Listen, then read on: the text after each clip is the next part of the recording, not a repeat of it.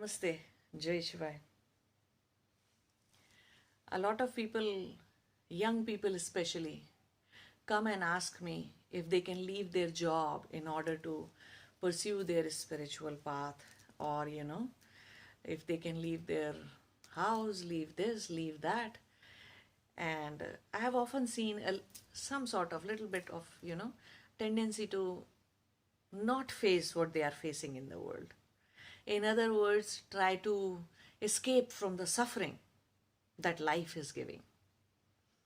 Now, for some time, it's good. If suffering is really, really extreme, then I would say, yes, get away from it. You need to create some distance between yourself and the one because of whom you are suffering, or the situations that are causing the suffering. But is it a long-term solution? Is it a solution in the long term? Will you be 100% okay if you go to a mountain cave and start doing Om or your tapasya day and night? Will you be able to do that? Are you at that stage? If not, then there is no point in running away. No point in escaping. Because you know that you need to know that life is preparing you. God is preparing you. Universe is preparing you in so many different ways. Life is teaching you all the time. So you do not need to run away somewhere or anywhere. Since childhood, I was getting into these samadhis, right? Savikalpa samadhis, sabij samadhis. I was getting into samadhis. But I was also being prepared in so many other ways. I had the knowledge of entire world. I was studied hard, did 2 masters and third postgraduate diploma after doing 2 masters. I did bachelor's, 2 masters, and then a post diploma. So, and then I worked into the world. Was I not walking my spiritual journey? In a way, yes, I was walking the spiritual journey since I was born in this lifetime. Did I try to escape life in any way? People around me? No. I used them for my spiritual journey. How? People are a very good way to tell you what is within you. In other words, think of people as having 1,000 mirrors around you. Yes. Think of people as having mirrors around you. They can quickly show you what is within you. Some people irritate you, right? Some people give you such a cozy, lovely feeling. Some people outright give you anger, puts you into rage. Just the thought of them will make you angry. Some people will show you certainty. Some people will show you so much uncertainty. Some people will about whom you will think, oh, they do not even matter whether they are there or not, right? And with some people you will be able to see that you cannot live without them. What is all this? This is the way of seeing within. Either your third eye should be open. And when third eye is open, you do not need to see yourself in people. You can see yourself right here, right in your third eye. But until then, until this opens up, and until you are able to see yourself within yourself, where are you going to see yourself? In the mirror. Who is that mirror? All the people around you.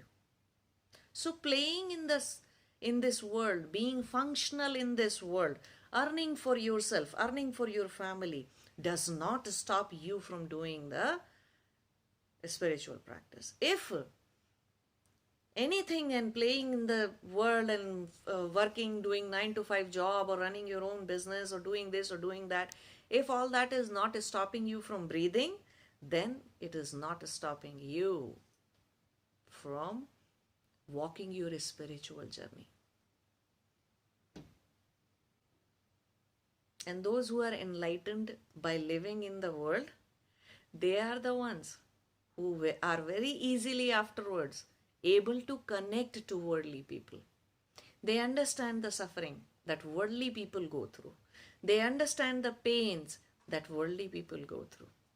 They exactly know the issues that worldly people go through.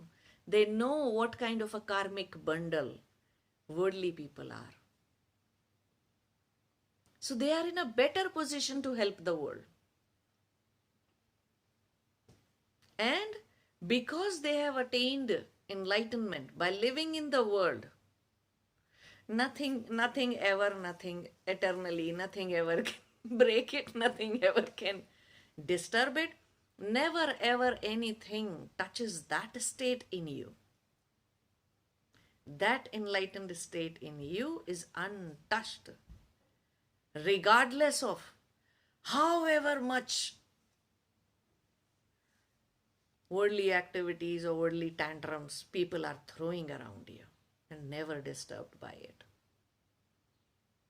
You may fix them, you may treat them in the way they must be treated, but within you, your state is not moving, is always unshakable, unmovable. Enlightenment is unshakable, unmovable. Even when you get it on the mountaintop.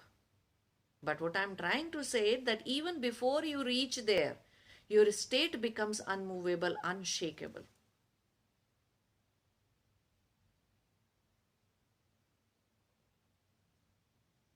So no need to run away from life. No need to try to escape from the suffering that life is. There is a lesson in every suffering. You are suffering and there is a lesson. At times you need love and there is a lesson. At times you need, you are looking for bliss, there is a lesson in it. At times you are looking for peace, and on the name of peace, life will teach you lots of lessons that you are supposed to learn. So no matter what you look for, what your desires are, you're always learning something. You'll always learn. You'll always become a better person than you were yesterday. So don't be scared of. No need to be scared of the suffering that life is. No need to be scared of the way life gives you lessons. So don't go anywhere. Stay in the world. Get away from toxic people if you can. But live life in the world. Go study. Okay? Complete your studies so you are able to earn money for yourself at least. This is not the time of Buddha where we can beg for alms and we will be supported, especially people living in Western countries. They won't get food by knocking onto other person's door. In India, it is still possible. But in Western countries, nobody is going to knock on other person's door to get food or shelter or something. So it's better to be wise and do not undermine your capacity ever. All the spiritual seekers have a lot of capacity in their brain, in their mind, in their emotions. There is a lot of capacity to do all kinds of things and still keep on walking their spiritual journey. Their brain has superpowers. So do not undermine your capability. Never think you do not have that in you. Yes, you do. A lot of you who have written emails to me, you need to understand that you are young, you need to study and you need to work. And do not think that studying or work is going to stop you from walking your spiritual journey. You will still be able to walk it. You are way more powerful than you think you are. You are way more capable than you think that you are. So do not undermine yourself.